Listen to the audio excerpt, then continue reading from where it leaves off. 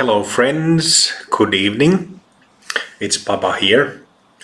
One thing in the early episodes that I said I would establish a little tradition that I already forgot in the following episode is a little quiet sitting in the beginning of these videos.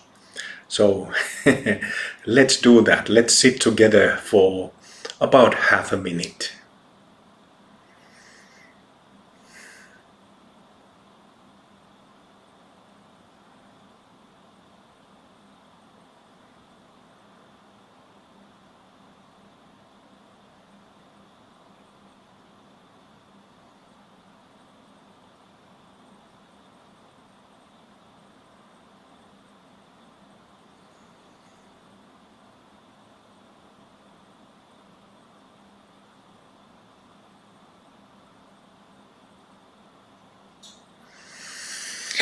All right, little tiny zazen. Today's topic, I think this is number 7 in the Revitalized Zen series.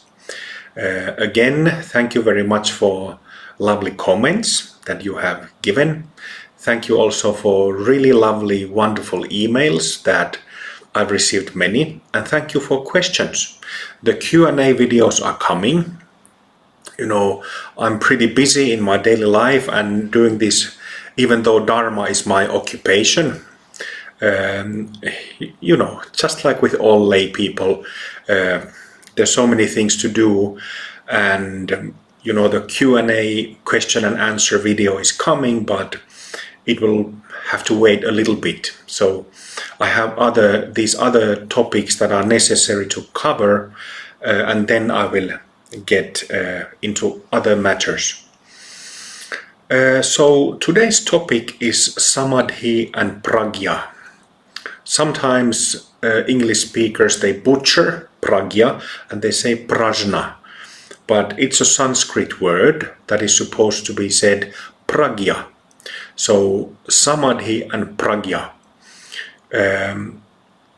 Prajna meaning wisdom and Samadhi meaning, well, it depends how it is translated, but what it means is unification of body and mind. And I will come to it in a moment. So Samadhi and Prajna is two Sanskrit words used in Zen traditionally that are just a different, how to say, terminological presentation of two universal Buddhist principles, shamatha and vipassana. So shamatha meditation meaning practice that quiets the mind. You establish or discover calm abiding. Shamatha is usually translated as calm abiding. So establishing calmness. And then the second universal principle of Buddhism is this Prajna principle, wisdom principle, insight principle, seeing emptiness of phenomenon or phenomena. So Samadhi and Prajna, I did it there, butchery. Samadhi and Prajna are really universal principles, but in Zen traditions, I think I could say traditions, there is special practices and techniques to do both. And Prajna, you know, insight practices are mostly koans. And well, I will come to this later. But I've spoken in Revitalized Zen, these videos and written materials in Revitalized Zen blog and Revitalized Zen Facebook. You know, please join if you haven't, because there's lots of material there that I only publish in Facebook.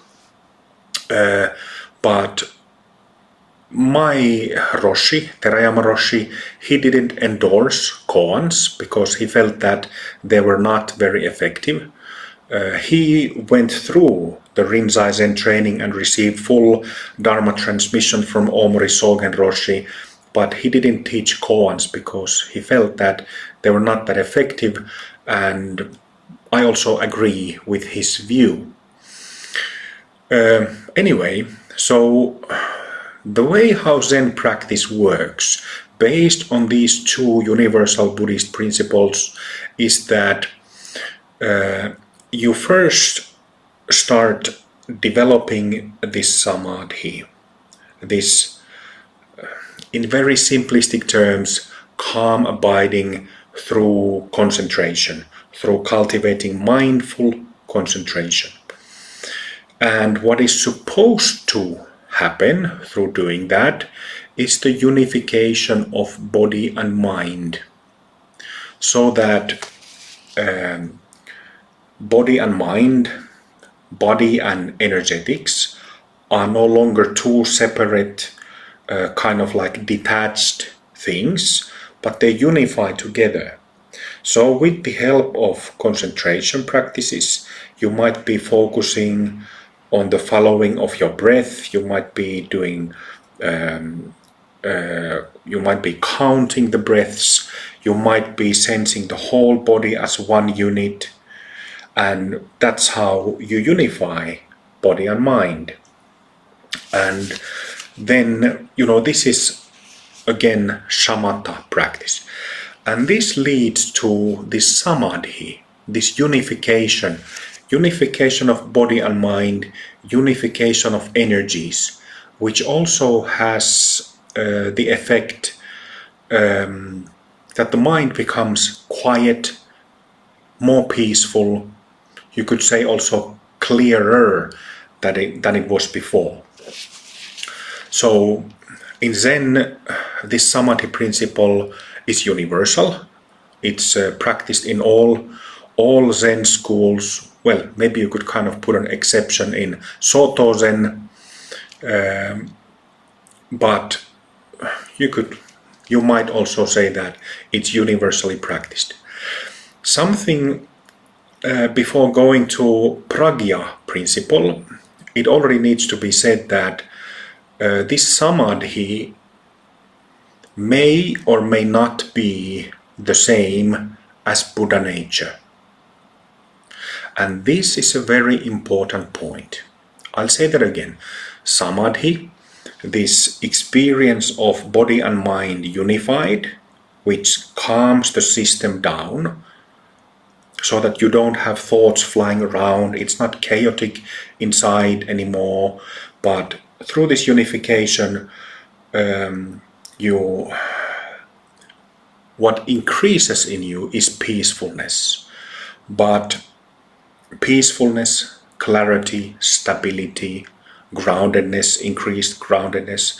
But, these qualities of the samadhi may or may not be the peacefulness of Buddha nature, settledness, groundedness of Buddha nature, or the inherent clarity of Buddha nature. And the main reason why that may not be the case is that there is something called substrate consciousness, alaya vijnana in Sanskrit, which is absolutely essential to understand for all kinds of meditators, for all Zen Buddhists across the board. What substrate consciousness experientially means is that it is very easy to understand what thoughts and emotions are, because thoughts and emotions are like bubbles in the mental space, in the emotional space.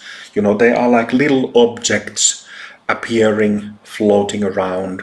We think about thoughts, we feel emotions, and then these thoughts and emotions vanish and new ones come up, isn't it? So it's like these bubbles here and there that come and go, that may or may not be there all the time. But substrate consciousness refers to, it's a technical term, classical Buddhist technical term, that not many Buddhists really understand. It means that it's like this fog or smoke.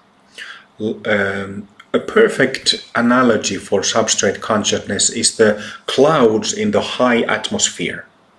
So in the lower atmosphere you have these cumulus clouds, these thoughts and emotions that are very easy to distinguish from the clear blue sky when we see them. But in the higher atmosphere there are these clouds that do not have a clear borders, clear outline. So it's kind of this, you can't see where the cloud starts and where the sky ends. And this is I cannot stress enough, because lots of Zen Buddhists who think they are practicing shikantaza make the mistake, they don't know the distinction, the difference between these thin fogs of the substrate consciousness and the clear blue sky, the Buddha nature. So, anybody who's done sessions in various Zen groups have seen people that they are these, not really in a clear experience when they are sitting shikantaza, but kind of this more or less murky, more or less drowsy. And of course what we see on Zen retreats is the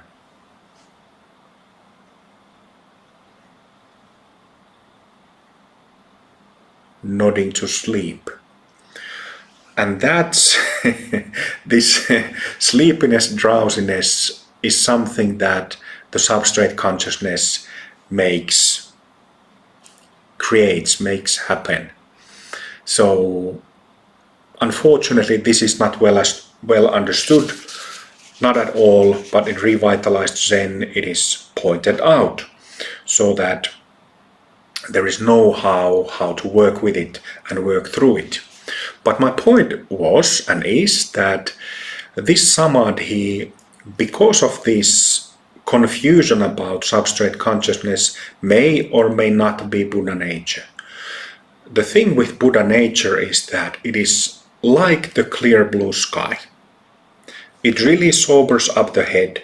No drowsiness, no fogginess at all. Immense softness, kindness, natural love, natural compassion in the heart and in the whole body, clarity in the whole body, and unshakable stability, rootedness with the whole body. So these are the characteristics of Buddha nature.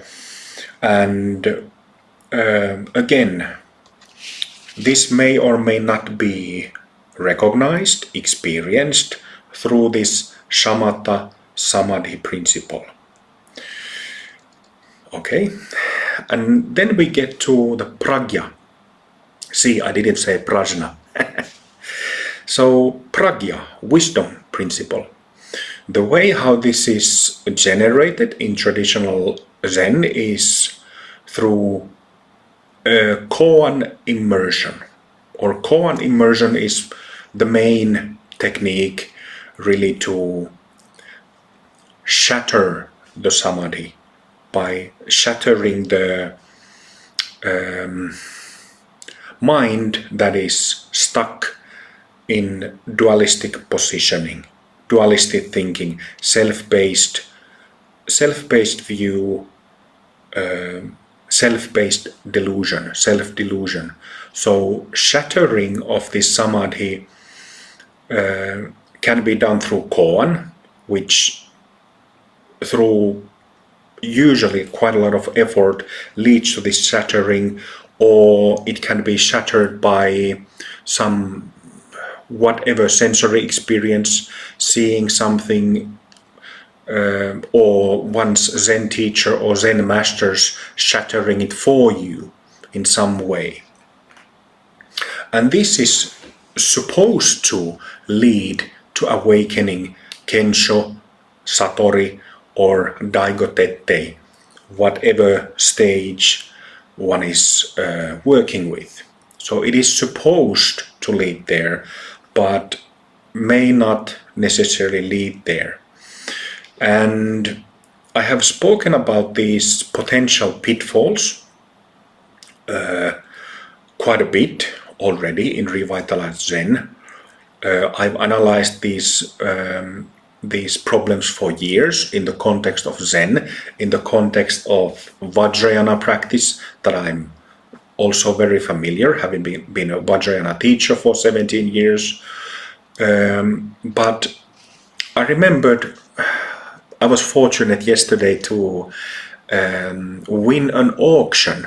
You know, for many years I have collected Zen art, calligraphies, Zen paintings, other Buddhist art, and yesterday I was fortunate to win an auction of Yasutani Hakun Roshi's painting of this Zen painting, really well executed, of this bird. And I remembered, as I was thinking about making this video, and I remembered Yasutani Roshi's. Yasutani Roshi was this a Japanese Zen master who passed away in 1960s or maybe 70s, probably 70s. But he also came to the US to lead sessions, I think in the early 70s. But Yasutani Roshi, in one of his writings, he spoke about sitting. I think it's this excerpt can be found from Philip Kaplow's 3 Pillars of Zen, where Yasutani Roshi's lectures about Shikantaza and Zazen, you can find them there.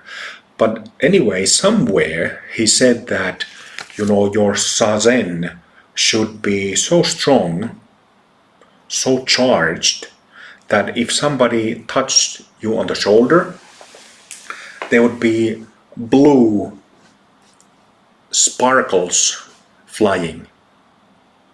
So, you know, if you are sitting there absent-minded, like affected by the substrate consciousness, the subtle fog, you're just sitting there, and if somebody taps you on the shoulder, nothing happens, except that you maybe wake up from your stupor. So there's lots of sitting like that, you know. Let's be honest about this. There's lots of sitting like that.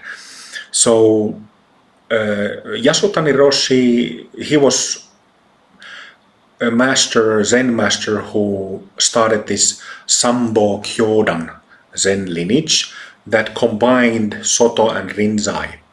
But this sleepy Zazen, sleepy Shikantaza, is not traditional Soto Zen practice. Soto Zen practice has really been very dynamic for centuries. But nowadays we have this sleepy, weak Samadhi, Zazen, and it is incorrect, because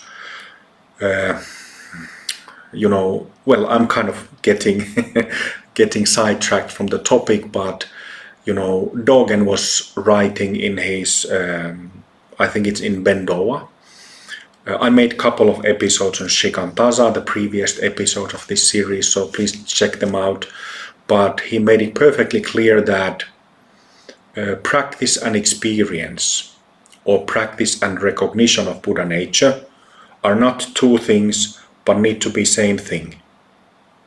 So Shikantaza means that you're recognizing Buddha nature, not that you're just mimicking the meditation posture and putting your hands in the mudra like Shakyamuni Buddha is depicted. That's not Zazen, that's not Shikantaza, that's just mimicking the external form. The real posture, the practice, is inside, and for practice to be real Shikantaza, you have to rest effortlessly in the recognition of the Buddha within. Nothing else will do. So, you know, put the standards where they should be. So yeah, anyway, Yasutani Roshi was speaking about this Samadhi where intense samadhi, proper samadhi, not weak, sleepy samadhi where you're just sitting in the Buddha's posture, but your mind is functioning like a typical samsaric mind of everybody else, including non-practitioners. So wake up, folks. And of course, the reasons behind this weak zazen, false, mistaken zazen, is in that practices are poorly taught. There are lackings in pedagogics, and that's a really big reason. Yes, I already spoke about the problemacy of inefficient practices in generating kensho, in generating awakening, and I don't think that koans are very effective in this. I have met and know quite a few Zen practitioners from many lineages, and it just doesn't seem like it really reaps fruits in the way that effective Dharma method, effective Zen method should. So most of that time that people spend on sitting in their homes and on sesshin is wasted. So yeah, but that's the theory. The traditional view of Samadhi and Prajna is that they should go hand in hand. I remember in 6th Zen patriarch from ancient China, Zen Master Huineng, he spoke about Samadhi and Prajna in his Platform Sutra in chapter 4, I think. Pretty sure it's chapter 4. And I should have taken the book out and seen exactly how he phrases it, but he speaks about the unity of the two. Unity of the two. And this is, again, it gets interesting when I get to my understanding and my take, and the way how Samadhi and Prajna are viewed and practiced in Revitalized Zen. But it is, unity of Samadhi and Prajna, not that they are separate things. And this gives a hint. Again, maybe I will do a second video of this topic, but again, it points out to the exactly same point that Zen Master Dogen, the founder of Japanese Soto Zen, made, that practice and experience, practice and recognition of Buddha nature are the same, not two different things. At least that's how I see it, and I don't think there's any other valid way to see it. Of course, people might have their own opinions, but let's be clear about one thing, what the whole path is about. A Zen path, a Zen Buddhism, which is one Mahayana school, any Mahayana tradition or lineage, it's all about being a practicing bodhisattva for the liberation of all beings, delivering all beings out of samsara, and you cannot realize this Buddha nature without recognizing yourself as a Buddha. There is no other practice. But because of poor pedagogics and practices that are inefficient or even irrelevant, practitioners get entangled with samsara. Still might be believing that this is authentic practice, that they're engaged in authentic practice with authentic lineage, authentic instructions, but the reality of it is something completely different. So I already briefly said that I was speaking about the characteristics, basic characteristics of Buddha nature, Bushin, and that's what the whole path is about. Understanding, in the beginning of the path we have a problem. We are existentially lost and we suffer of all kinds of negative, very limiting emotions and states of mind, isn't it? It's the same for everybody. Everybody has the same problems.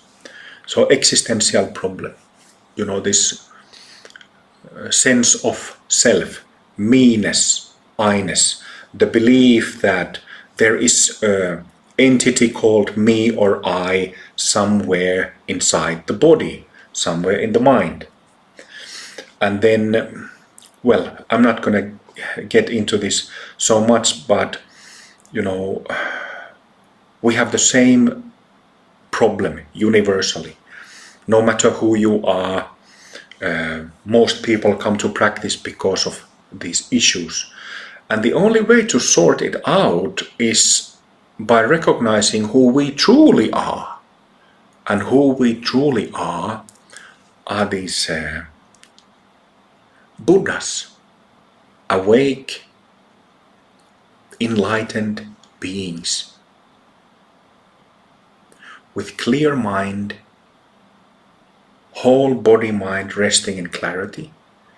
That at the same time it's not only clarity, it's not only bright light like cold light, but there is immense warmth, natural warmth together with this clarity, this brightness. Warmth, love, compassion, kindness, sweetness, joyfulness, spontaneous joyfulness, spontaneous happiness, spontaneous ease. In Sanskrit, this ease, this happiness, joyfulness, and so on, it's called sukha or mahasukha, which is the opposite of dukkha or suffering, confusion. So sukha, and of course, again, groundedness, peacefulness. Our Buddha nature, in our Buddha nature, there is no distraction, not getting distracted. Is that understandable? So, here I'm getting with this point of being focused or getting distracted. Again, becoming focused or concentrated, and again getting distracted. I'm already starting to little bit introduce the next topic of the next video, which are the two different kinds of paradigms in meditative yoga, which are mindfulness-based paradigm and awareness-based paradigm.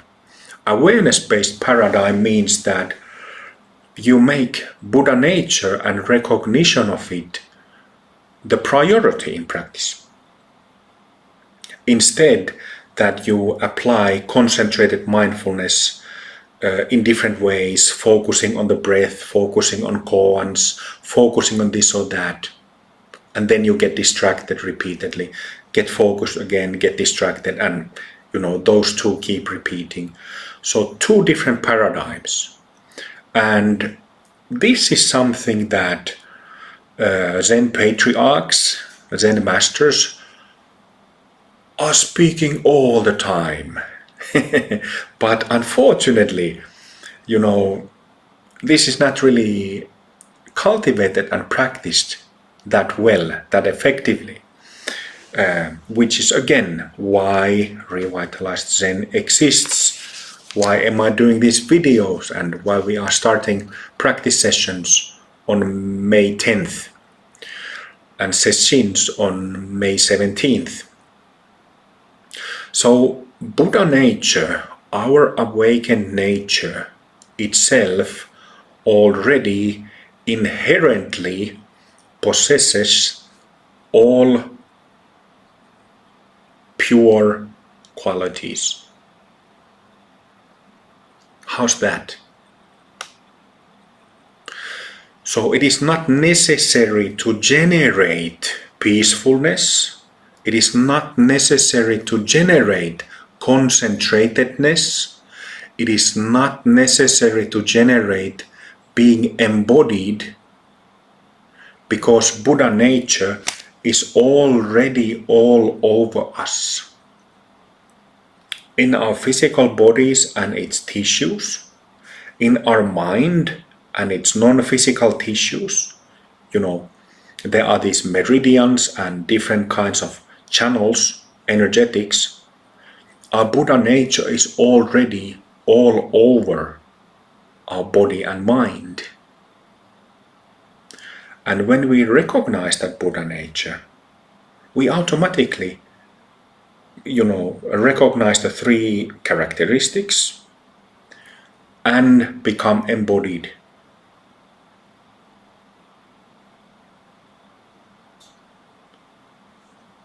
So all these practices where you start exercising, becoming mindful, distracted, concentrated, distracted. It is not really striking to the root. It is not really accessing this basic nature, but it's kind of, I felt it after years of doing shamatha and samadhi practice and a little bit of koan. I felt that, damn, this is just adding to the problem. Just adding to the problem. Didn't solve my existential confusion at all. Left it completely untouched. But in all fairness, it needs to be said that, I did a little bit of koan practice with two Zen teachers, European Zen teachers. I won't say from where they were, from which country, or what their names were. But so most of my Zen time in traditional Zen, I was doing following the breath and counting the breath, mostly with Japanese Rinzai Roshi, with lots of, I start open my eye like this, but just like a little dramatized version of.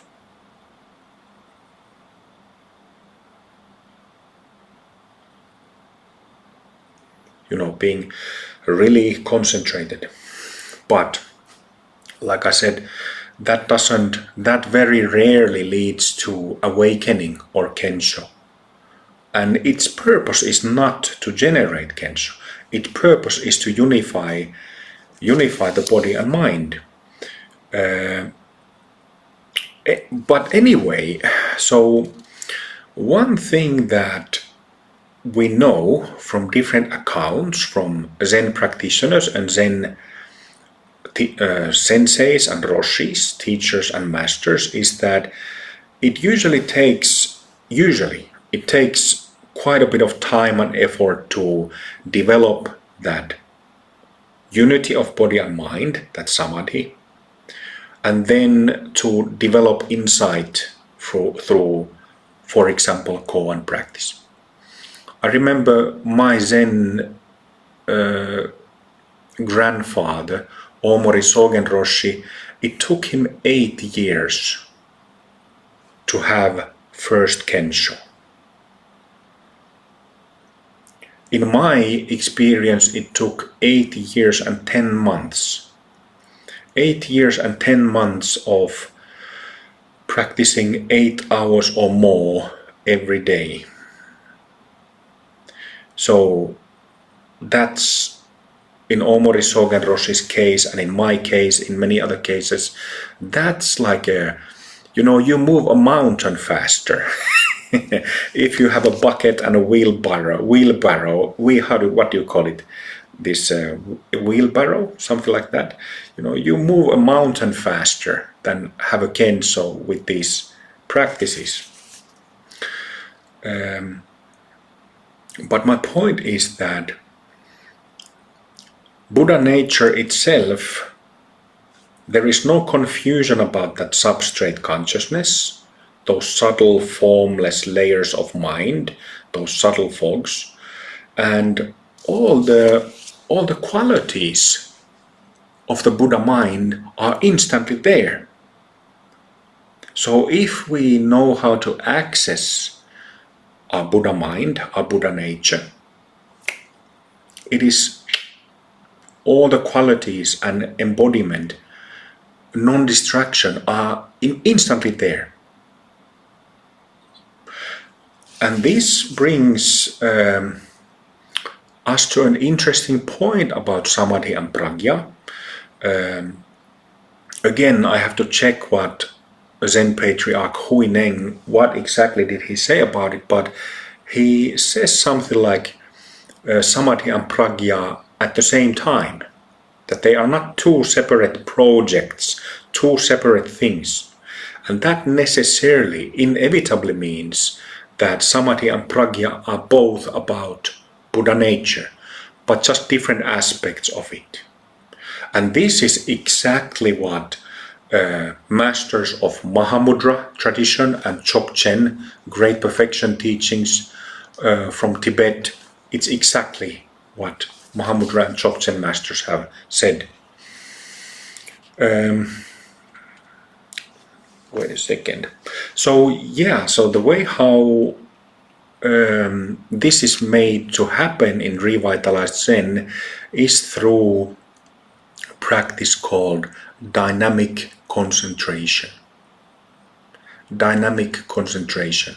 I already made some posts about this in Revitalized Zen Facebook. So you can look through the wall and find the relevant posts.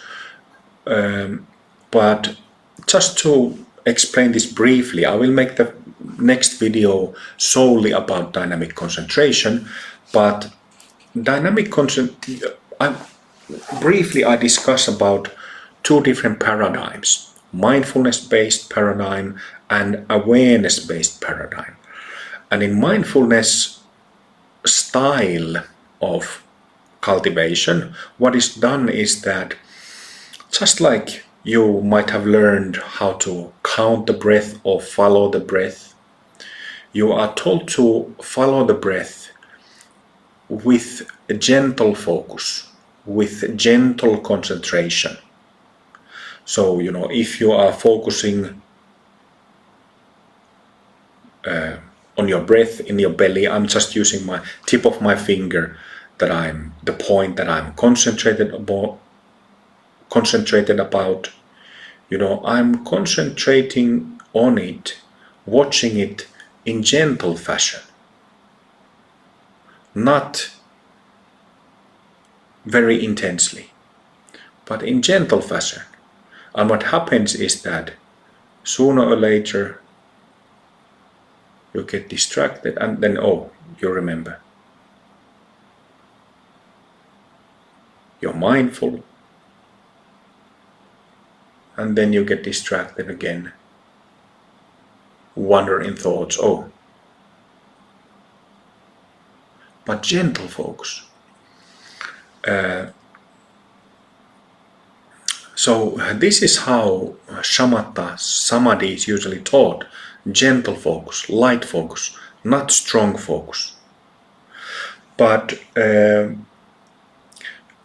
dynamic concentration means that you put more pressure into that concentration process.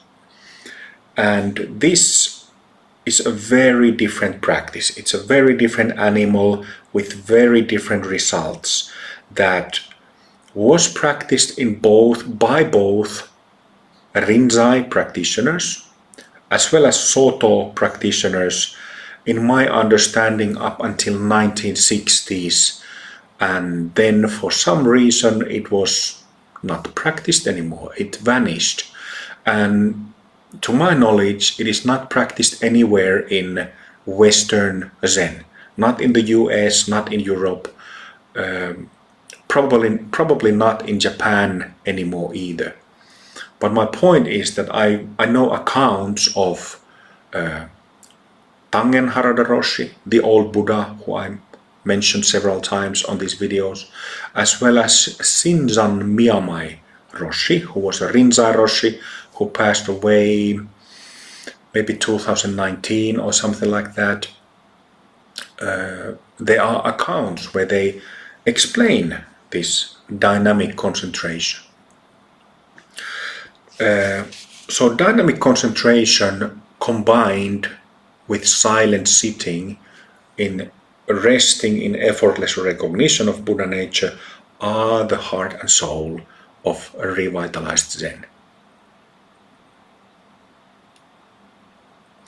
And what is a real gift when it comes to dynamic concentration is that it enables recognition of Buddha nature on daily basis from the very beginning, from the first day of one's practice.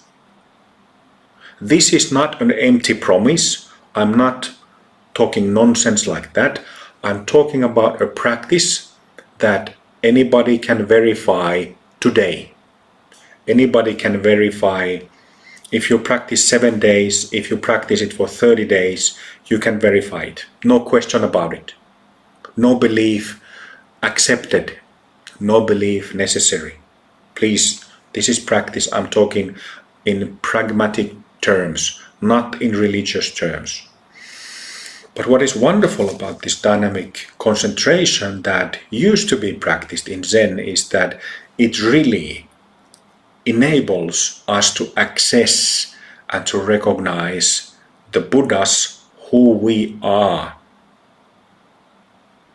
by punching a hole into our energetics or creating a hole. You know, this noise and chaos and subtle layers that can be thick, that are always there. You punch a hole into that and it opens, you know, in a grand big way or in a small way, but it makes it happen. It opens up this clear blue sky so that it can be recognized. And it's kind of like, I always use this analogy of, you know, living in a dark room. You know, if we are used to, we have never seen the space where we live, the room lit with lights on, then we only know darkness. We only know the room through touching it but never seeing it, you know. But here's the deal with dynamic concentration and what it enables is that even if you glimpse your Buddha nature for 2 or 3 seconds, it's same as living in a dark room, but all of a sudden you switch the lights on for 2 or 3 seconds and then they go down again. But that 2 or 3 seconds, oh, what? Oh, I never saw that before. Let me repeat it. And you can repeat it. That's the difference. That's really something precious and unique. And I think that this is the way how, for example, Zen Master Dogen, Zen Patriarch, 6th Patriarch Huineng, and all the rest of the early masters understood Buddha nature and cultivated it. Because again, practice and, what did Dogen say? Practice and experience are the same. And Huineng said Samadhi and Prajna are the same. So to me it's very clear. All right, friends, I don't know how long I've been talking. I hope you got something out of this. So just to remind you, we will start practice sessions here at the Dharma Center in Slovenia, as well as online in Zoom at the same time. So all of these sessions and retreats will be also in Zoom, so anybody can join them. Anybody is welcome. So the Saturday sessions start on May 10th, and the first weekend retreat, Saturday, Sunday session will be, I think it's 17th and 18th of May. You can find the event details from Revitalized Zen Facebook. So please become a member of that group and follow that group. And like I said, you're all welcome. I hope you got some benefits from this video, and I wish you a nice day, nice evening. And as always, see you in the next one. All right, bye.